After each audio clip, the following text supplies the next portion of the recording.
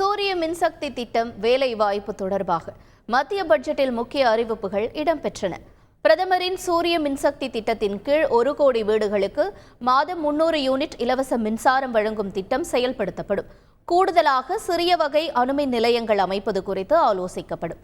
உள்நாட்டில் உள்ள தாதுக்கள், கனிம வளங்களை மறுசுழற்சி செய்யும் வகையில் புதிய திட்டம் செயல்படுத்தப்படும் என மத்திய பட்ஜெட்டில் தெரிவிக்கப்பட்டுள்ளது. தொழிலாளர் சீர்திருத்த நடவடிக்கைகளுக்காக ஈஸ்ட்ரம் இணையதளம் மேம்படுத்தப்படும்.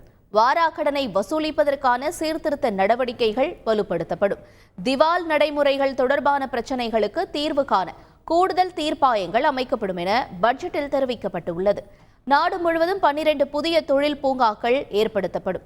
1000 தொழில்துறை பயிற்சி நிறுவனங்களும் அமைக்கப்படும். 5 ஆண்டுகளில் 1 கோடி இளைஞர்களுக்கு வேலைவாய்ப்பு வழங்கும் வகையில் 500 தொழில் பழகுனர் மையங்கள் உருவாக்கப்படும்.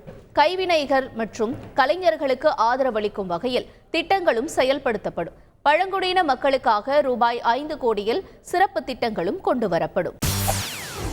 செய்திகளை உடனுக்குடன் தெரிந்து கொள்ள உடனே சப்ஸ்கிரைப் பண்ணுங்க.